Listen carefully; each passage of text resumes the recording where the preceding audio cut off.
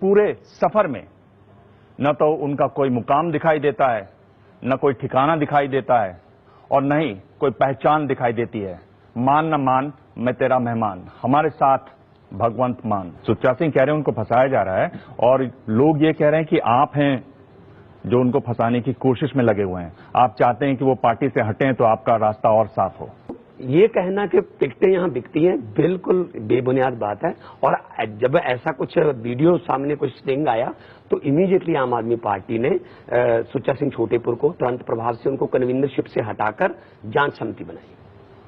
आप सवाल का जवाब नहीं देते, रटा रटाया भाषण है वो आप सुनाते हैं।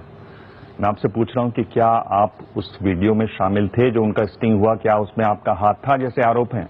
आप उस पर सीधा जवाब नहीं देना चाहते? मेरा सवाल आपसे था कि जो स्टिंग ऑपरेशन सबसे पहले सुच्चा सिंह छोटेपुर का दिल्ली तक पहुंचाया गया, जिस शख्स ने, मानसा के जिस वकील ने वो किया, वो आपके करीबी हैं या नहीं? मुझे अभी तक उसका नाम नहीं पता। मेरा तो पूरा पंजाब करीबी है। मैं तो पिछले 22 साल से लोगों के दिलों में मुझे जगह दे रखी है लोगों ने। आप कहते हैं पूरे पंजाब के दिलों में मैं रहता हूं। आप एक चुनाव जीत गए इसलिए ऐसा कहते हैं? नहीं। आप एक चुनाव हार गए उसको भूल गए? आपका एक ऑडियो लास्ट ईयर लीक हुआ था जिसमें आप डॉक्टर गांधी के साथ बात कर रहे थे फोन पे। उसमें आपने ये बोला था कि पंजाबियों को साइडलाइन किया जा रहा है, ये ठीक नहीं है, और आपने केजरीवाल के बारे में भी कुछ शब्द कहे थे। तो ऐसा क्या कि आपके अगेंस्ट कोई एक्शन नहीं हुआ और बाकी लोगों के अगेंस्ट एक्शन हो जाता है? आप कह रहे हैं कि बिल्कुल लोगों से जुड़ी पार्टी है, और आप कह रहे हैं कि बिल्कुल सामान्य जैसी पार्टी है। नहीं है, आप भी बड़ी पार्टियों की तरह हो गए। आपके अंदर भी ऐंठ आ गई है, आपके अंदर भी छोटों को धमकाने की आदत आ गई है। आप वीडियो ले रहे हैं, पार्लियामेंट का जो सिक्योरिटी वाला है वो कह रहा है वीडियो मत लीजिए, आप उसको कह रहे हैं मैं वीडियो नहीं ले रहा हूं। ये सब वीडियो आपने पोस्ट भी कर दिया। भगवंत मान, मैं आपसे कह रहा हूं कि अगर आप इतनी बड़ी बातें करते हैं तो आपको इन सब चीजों के लिए शर्म आनी चाहिए। आपको माफी मांगनी चाहिए जाकर उस गार्ड से कि मैंने उस दिन झूठ बोला था तुमसे। मैं सांसद वाली ऐंठ में मत रहिए।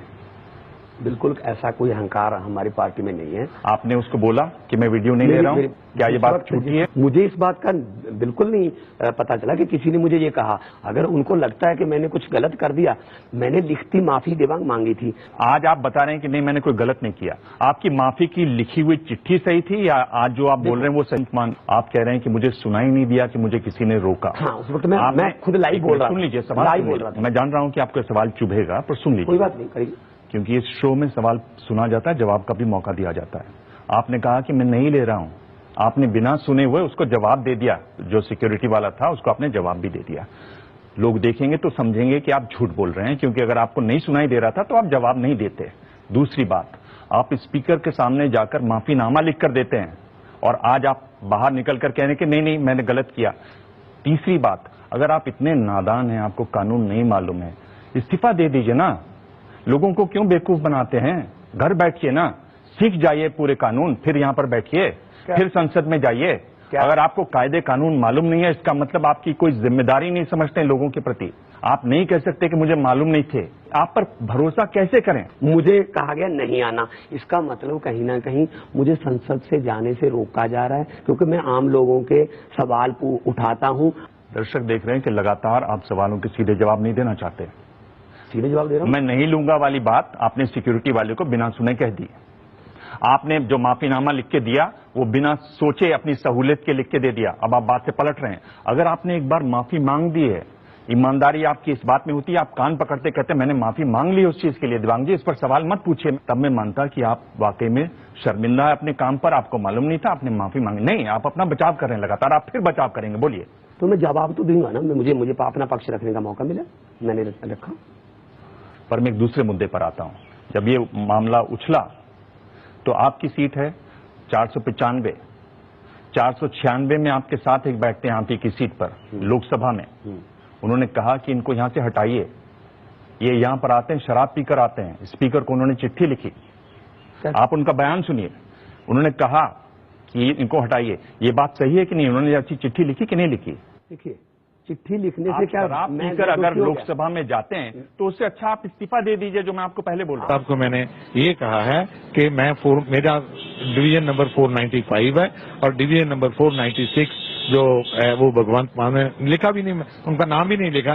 मैंने कहा उधर से मेरे को बहुत गंदी शराब की स्मेल आती है और मैं I am 69 year old Sikh हूं मैं, तो सुबह पाठ पूजा करके आता हूँ और सुबह सुबह दारू की गंदी स्मेल की बौछार मेरी तरफ पड़ती है तो मेरे को कई बार लगता है कि मेरे को उल्टी हो जाएगी। अब शराब कोई पी कर आए, एक सांसद शराब पी कर आए और उल्टियां दूसरा सांसद करे, इतनी ज्यादा तो नहीं ना भाईबंदी दिखानी चाहिए। तो आप इसको मना कर रहे हैं, आप कह रहे हैं कि ऐसा आप कभी नहीं करते। बिल्कुल गलत। और तो लोग कहते हैं आप गुरुद्वारे में भोग लगा उसमें आप पीकर चले गए, आप रैलियों में जाते हैं रैलियों में आप पीकर चले जाते हैं, ऐसा कभी नहीं हुआ? रैली का वीडियो देखिए। दारू पीती हुई है, दारू पीती हुई है ना, दारू पी के हमारा तिजोरी से दारू पीती है। क्या कह रहे हैं लोग? आपके क्या आप इस प्रोग्राम में कमिट कर पाएंगे कि हम शराबबंदी कर देंगे पंजाब में? लोग अगर चाहेंगे तो आम आदमी पार्टी आने वाले दिनों में अपने मैनिफेस्टो में बातें लिखेगी, एक्साइज पॉलिसी पूरी क्लियर करेंगे। आपको मालूम है कि दिल्ली में आम आदमी पार्टी ने इतने ज्यादा ठेके खोले कि अब उनको कहना पड़ा हाउस में, दिल्ली विधानसभा में उन्होंने कहा कि अब हम आगे नहीं खोलेंगे तो हम लोगों से बात करेंगे, वरना रेजिडेंट वेलफेयर एसोसिएशन जो है दिल्ली की वो कह रही है कि हमने विरोध किया उसके बावजूद इन्होंने ठेके खोल दिए। आप लोग भी बोलते कुछ हैं करते कुछ और हैं। नहीं, बिल्कुल ऐसा नहीं है। जो हमने वादे किए, आपको मालूम है कि मनीष सिसोदिया ने क्या कहा हाउस में, उसको ध्यान में रखिएगा। जी बिल्कुल जी। लेकिन मैं फिर वही बात अगर आपको मालूम नहीं है तो बोल दीजिए आपको मालूम नहीं है। अगर लोग चाहते हैं ना खुले तो हम बंद कर देंगे। स्थानीय लोगों ने विरोध के बावजूद जो ठेके खोले उसको आप सही मानते हैं? दिल्ली की सरकार कैबिनेट बैठेगी, कैबिनेट में जो फैसले होंगे वो लोगों की राय के मुताबिक होंगे। पर आपकी पार्टी में ये जो विवेक है, लोगों की भावनाओं की बात है, उसकी कमी है। आपने यूथ मैनिफेस्टो रिलीज किया, आपके आशीष खेतान ने कह दिया कि साहब ये तो आपने माफी मांगी उसके लिए बाद में। हम आम लोगों में रहते हैं।